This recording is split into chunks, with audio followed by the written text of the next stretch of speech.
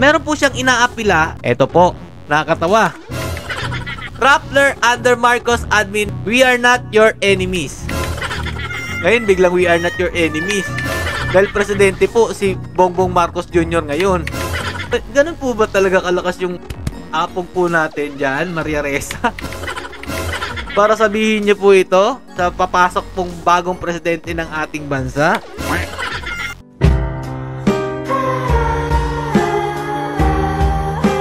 Yo, what's up mga lods? It's Megan Peps TV. Welcome back po sa ating YouTube channel at sa ating Facebook page.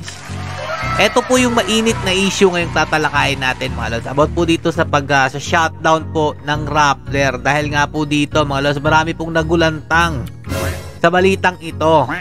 Ayun po dito sa Palawan Star, just in Rappler shutdown. At kinumpirma pa po ito ng Rappler mga lodi. Rappler statement. In an order dated June 28, our Securities and Exchange Commission affirmed its earlier decision to revoke the certificates of incorporation of Rappler Inc. and Rappler Holdings Corporation. We were notified by our lawyers of this ruling that effectively confirmed the shutdown of Rappler. We are entitled to appeal this decision and will do so, especially since the proceeding were highly irregular. Parang hindi pa po sila makapaniwala dito mga lods. Alam niyo po ba mga lods, dahil po dito sa Rappler na ito, marami po talagang nabulag sa kanilang mga binabalita. Kung inyong matatandaan, lagi po nilang binibigkas ang salitang diktador, magnanakaw, kahit wala naman pong napatunayan. Diba po, kapag sila po ay nagbabalita, ba't po lagi may ganong patama? Tapos sasabihin po nila sila po ay may kredibilidad magbalita dahil sila po ay mainstream media. Diba mga lodi? Tama lang po ito dahil matagal na po itong nire-request na ipa-shutdown po talaga tong Rappler na ito. At ngayon nga po mga lods, nagkatotoo.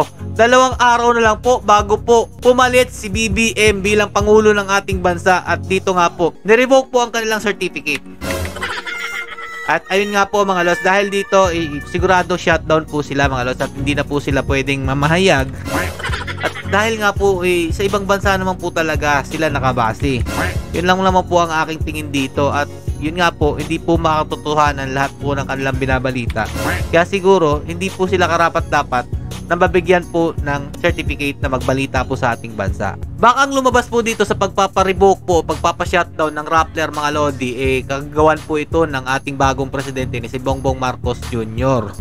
Bago po aalis si PRRD bilang Pangulo ng ating bansa, ayan po, nagdesisyon po ang SEC 2 araw po bago po pumalit si BBM sa kanya pong panunungkulan bilang Pangulo ng ating bansa. Matagal na po ito mga lodi na nire-request na tama na po siguro na hindi na po sila bigyan ng certificate na makapagpahayag. Dahil nga po, di ba maaalala nyo, puro na lang po paninirang puri. Dito po ay PRRD, basta po hindi po pabor sa kanila, ayan po, binabanatan po nila. Galing po dito din sa Daily Tribune mga lodi, Ressa says business as usual despite new outlet shutdown order. Nobel Peace Prize winner Maria Ressa news company Rappler was ordered Wednesday to shut down a day before President Rodrigo Duterte is due to leave office, but she vowed to keep the site running. Nagmamatigas pa rin po, no?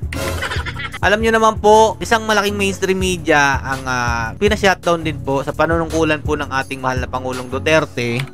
At sinisisi po nila ito dahil po kay PRRD daw. Pero ang totoo niyan, yung tax po kasi mga lodi, hindi po sila nagbabayad ng tamang buwis. Yun po ang dahilan nun. Pinapalabas po nila si PRRD po. Minaniobra po ang pagpapasara dito. At dito nga po mga lods, bago po aalis si PRRD, ayan po, kasama na po si Rappler dyan. Alam nyo po ba mga lods, ito po yung nakakatawa dito. Dahil nga po dito sa pagpapashutdown po ng Rappler, nagiging parang feeling close po siya dito po sa bago papasok na presidente na si Bongbong Marcos Jr. Meron po siyang inaapila. Ito po, nakakatawa. Rappler under Marcos admin, we are not your enemies.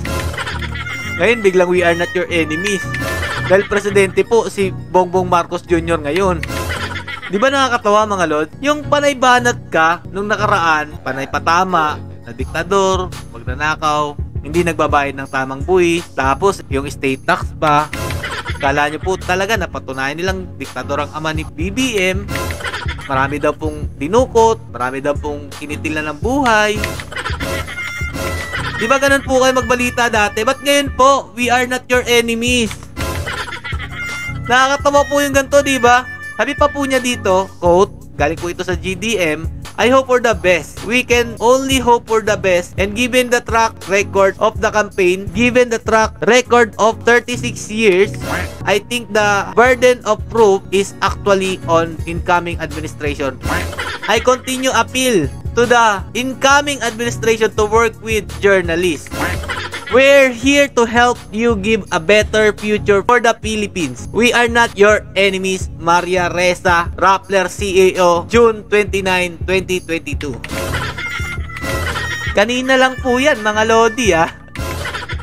Biglang ganon? Anak ng tinapoy naman. BBM, pagbibigyan nyo po ba to? Sa ginawa po nila sa paninirang puri po sa inyong ama? Sa tingin nyo po ba, okay lang po yun? Sorry agad, we're not your enemy. Parang ganon, kalimutan nating lahat. Kami po ay may kredibilidad, magbalita. Tutulungan po namin kayo, BBM, na magbalita po sa katotohanan. Para po sa better future ng Pilipinas. Ang galing po, no, mga Lodi? Ganon po ba talaga kalakas yung apog po natin dyan, Maria Ressa?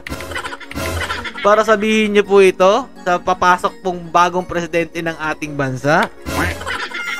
Nung hindi pa po nanalo, parang ang dating, ayun, paninira po lagi. Tapos nung naging presidente, ganito po yung inyong statement na bibitawan. Parang ang labo naman po nun. Sa tingin niyo po ba, pagkakatiwalaan pa rin po kayo ng mga tao kapag tinanggap po ni President Bongbong Marcos ang inyong pag-aapila?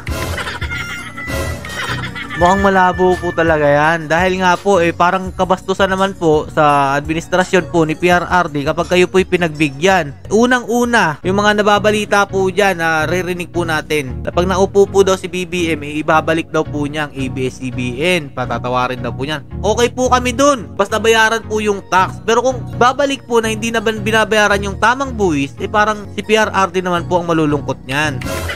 Pagaya po dito, pagpapasara po ng Rappler ng SEC sa pamamahala pa rin po ni PRRD. Dahil siya pa rin po ang namamahalang presidente dito bago po ipasara itong Rappler. Parang sa tingin po natin kapag iniobra po ito ni President Bongbong Marcos, malulungkot po talaga si PRRD kapag nangyari po ito. Ngayon, Maria Ressa, sa tingin niyo po ba pagkakatiwalaan po kayo ng taong bayan at ng ating bagong presidente na kayo po ay tutulong sa ating bansa para po sa better future ng Pilipinas? Dito pa lang sablay na diba? Sa kaso nyo po, sa paninirang puri nyo po sa isang businessman, dahil kayo po ay mainstream media, kailangan po makapagbalita. Yun po pala hindi po totoo yung inyong binabalita, kaya po kayo na sampahan ng libelo. At yun po, guilty po kayo dyan sa sinampa po sa inyo ng isang businessman. Tapos ngayon bigla kayong magbabait-baitan. Kunyari kakampi po kayo ni BBM sa kanyang papasok na administrasyon.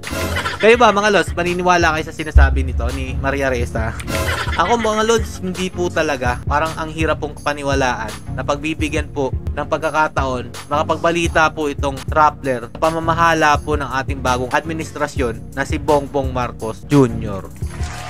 Tama na po yun, Lodi. Masaya na po kami na meron pong SMNI at yung mga ibang nagbabalita dyan na allowed po talaga at meron po talagang kredibilidad at wala pong nilabag na batas. Sila naman po ay makakapagbalita. Doon, kung gusto nyo po, magtrabaho na lang po kayo sa kanila.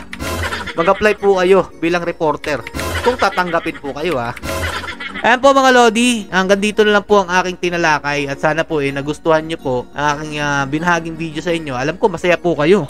Lalong-lalo na po si Atty. Larry Gadon. Panay po post about dito po sa pagpapa-shutdown ng Rappler. Diba mga Lodi? Pansinin nyo po yung mga post ni Atty. Larry Gadon. Masayang-masaya po siya dahil po dito sa nangyari. Hanggang dito na lang po mga Lodi tunay dyan. Stay safe and God bless you all. Peace.